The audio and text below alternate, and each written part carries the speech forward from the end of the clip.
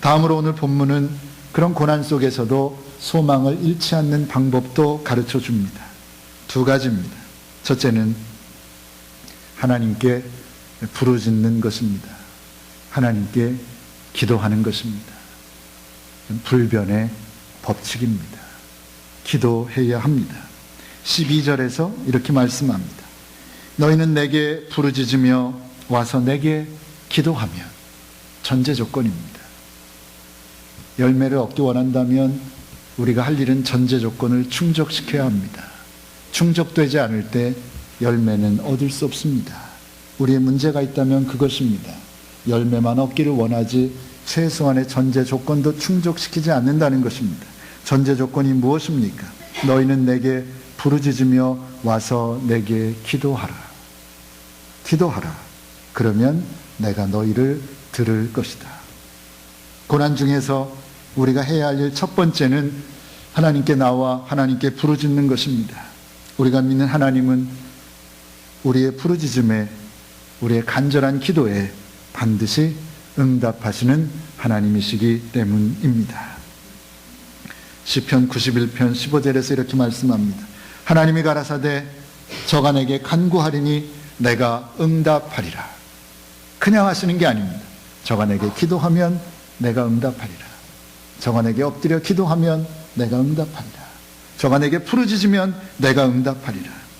여호와께서는 자기에게 간구하는 모든 자, 곧 진실하게 간구하는 모든 자에게 가까이 하시는도다. 저가 자기를 경외하는 자의 소원을 이루시며 또 저희의 부르짖음을 들으사 구원하시리로다. 분명히 약속하고 계십니다. 출애굽기를 읽다 보면 반복해서 나오는 말씀이 있습니다. 성경에 보면 어디도 마찬가지입니다. 반복해서 강조하는 부분이 있습니다. 출애굽기의 강조점은 무엇이라고 생각하십니까? 출애굽기의 강조는 이것입니다. 강조에서 나타난 말씀이 이것입니다. 이스라엘 자손이 고역으로 인하여 탄식하며 부르짖으니 하나님께서 그 고통 소리를 들으시고 라는 말씀입니다.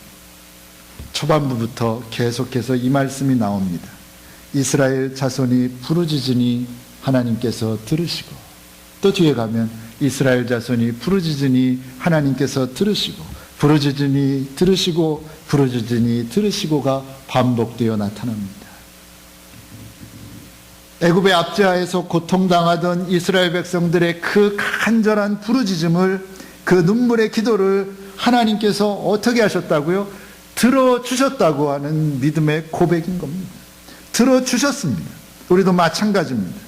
우리가 부르짖을 때, 우리가 기도할 때 하나님께서는 결코 외면하지 않으십니다. 우리의 간구에 응답하여 주십니다. 믿음으로 부르짖으며 기도하는 저와 여러분들 되시기를 바랍니다. 이런 이야기가 있습니다. 물론 만들어낸 얘기입니다. 어떤 사람이 죽어서 천국에 갔습니다.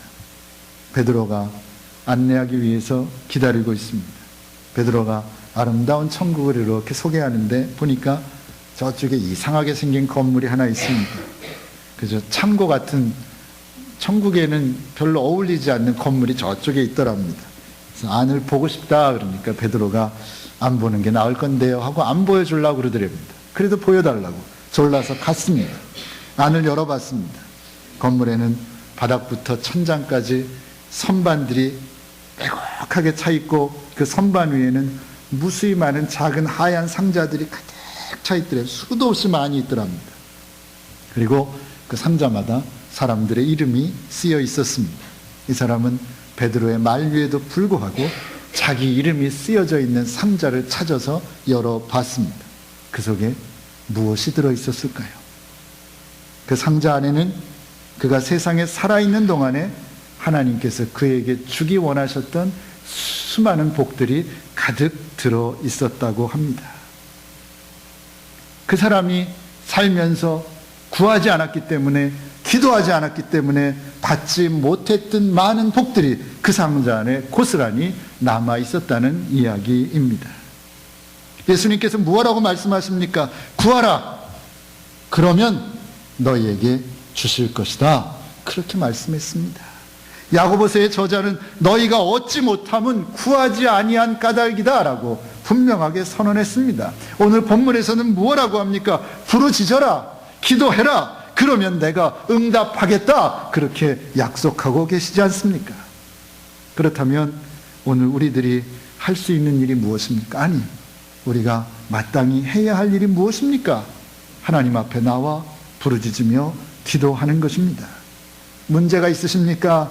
문제가 없는 사람이 어디 있습니까? 그 문제를 놓고 하나님께 부르짖으시기 바랍니다. 하나님께 간절히 기도하시기 바랍니다. 나를 아신 하나님, 내 형편을 아신 하나님, 좋으신 하나님께서 여러분의 부르짖음을, 여러분의 간절함을 외면하지 아니하실 것이고 분명히 응답해 주실 것입니다. 하나님 앞에 엎드려 기도하는 여러분 되시기 바랍니다.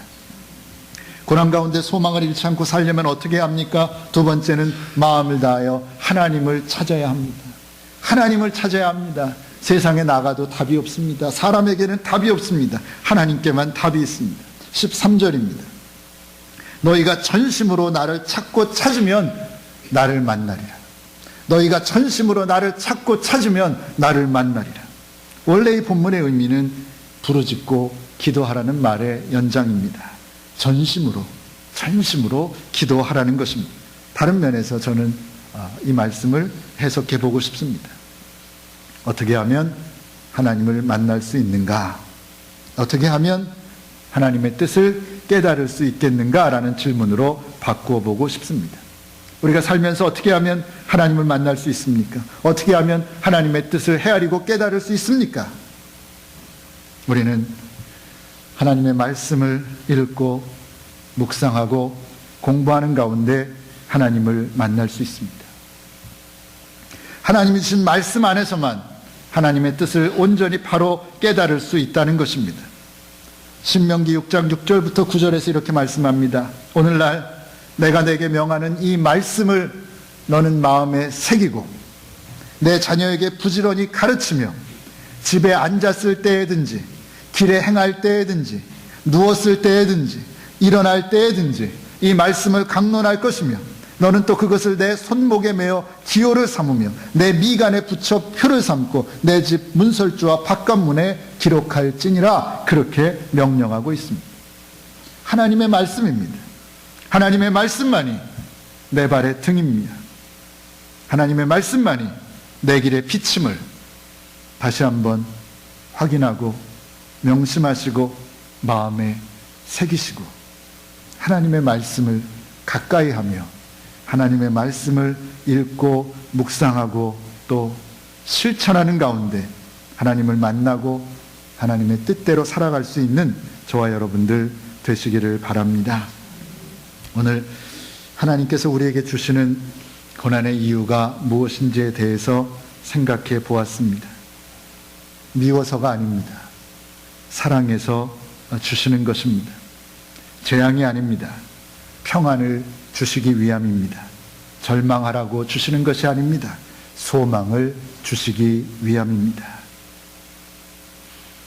나와 함께 하시는 하나님이 계신 한, 그 하나님이 살아계시는 한, 그 하나님이 나의 편이 되시는 한 우리는 결코 절망해서는 안 될 것입니다.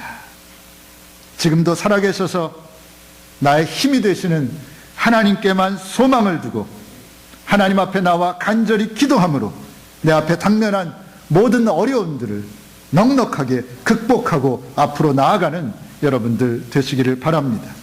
오직 믿음 안에서 참고 인내하고 또 인내함으로 결국 하나님이 예비하신 아름다운 미래를 그리고 소망을 기업으로 받아 누리는 축복된 여러 성도님들 꼭 되시기를 간절히 소원합니다. 기도하겠습니다. 하나님, 미워해서가 아니라 사랑해서 주시는 채찍으로 받습니다. 절망하라고 주시는 것이 아니라 소망의 하나님 바라보라고 주시는 고난으로 받습니다. 합력하여 선을 이루셔서 결국 우리에게 복된 날을 주시려는 하나님의 사랑으로 받습니다. 하나님, 그 믿음 변치 않게 도와주시옵소서. 그 믿음 안에서 내 인생의 어떤 강한 태풍 같은 바람이 분다 할지라도, 비록 흔들릴지라도 넘어지지 않게 하시고 앞을 바라보며 꿋꿋이 서서 말씀 가운데 걸어가는, 기도 가운데 걸어가는 저희들 되게 하여 주시옵소서. 그래서 하나님이 예비하신 축복을, 하나님이 예비하신 소망을 기업으로 받아 누리는 우리 베델의 온 교우들 되게 하여 주시옵소서. 예수님의 이름으로 기도하옵나이다. 아멘.